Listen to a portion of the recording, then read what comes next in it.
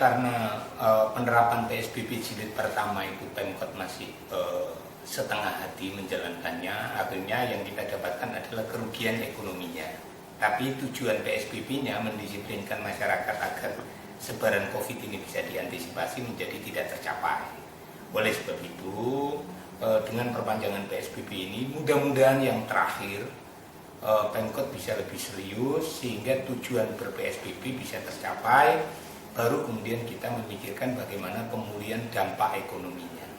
PSBB Jilid 2 itu Pemkot untuk menunjukkan keseriusannya menjadikan markas kantor kecamatan itu sebagai markas operasi bersama 3 pilar.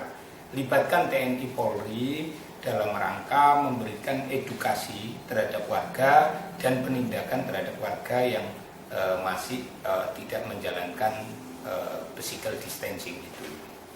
Namun di sisi yang lain kami juga berharap distribusi bantuan dari Pemkot itu didistribusikan semua sehingga resistensi dari masyarakat ketika PSBB diterapkan itu tidak terlalu signifikan. Masalah PSBB jilid 1 kan ini kan sudah selesai, Pak. Terus untuk bansosnya dari pemerintah? Ya, jadi bansos itu kan bansos sudah mulai diturunkan, tetapi masih menimbulkan kekisruhan di kalangan masyarakat karena ada warga yang secara ekonomi mampu tapi dia terdaftar sebagai penerima. Di sisi yang lain ada warga yang benar-benar membutuhkan tetapi tidak terdaftar sebagai penerima bansos. Oleh sebab itu kami berharap pemerintah kota menugaskan kepada lurah-lurah untuk mengajak bicara RT/RW membangun kearifan lokal setempat. Contohnya, manakala ada warga yang secara ekonomi mampu tetapi dia terdaftar sebagai penerima bansos, sebaiknya bantuan itu diterima lalu diberikan kepada tetangga kanan kiri yang memang benar-benar membutuhkan. Karena tidak bisa bantuan dari pemerintah itu kemudian semisal terdaftar atas nama si A, tapi kemudian tiba-tiba dicoret atas nama si B, itu tidak bisa.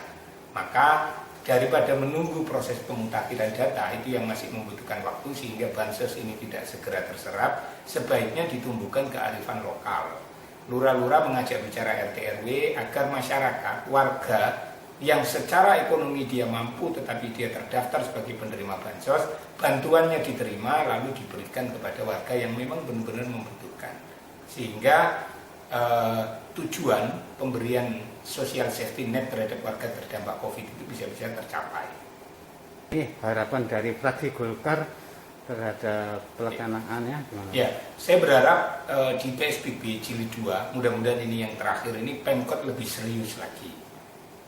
Tujuannya apa? Agar mata rantai sebaran COVID ini bisa diantisipasi sehingga pasca penerapan PSBB Jilid 2 kita sudah tidak mendengar lagi ada yang positif. Yang sakit diobati, yang sembuh tidak terinfeksi. Nah, baru kemudian ekonomi itu kita pulihkan kembali. Jangan berharap dua-duanya, menyelamatkan nyawa dan menyelamatkan ekonomi. Biasanya yang berharap dua-duanya maka tidak akan mendapatkan keduanya. Karena hari ini pilihannya cuma satu, pilihlah penyelamatan nyawa manusia sehingga Pemkot bisa lebih serius lagi menerapkan PSBB. Soal ekonomi itu bisa dibangun kembali manakala nyawa ini terselamatkan.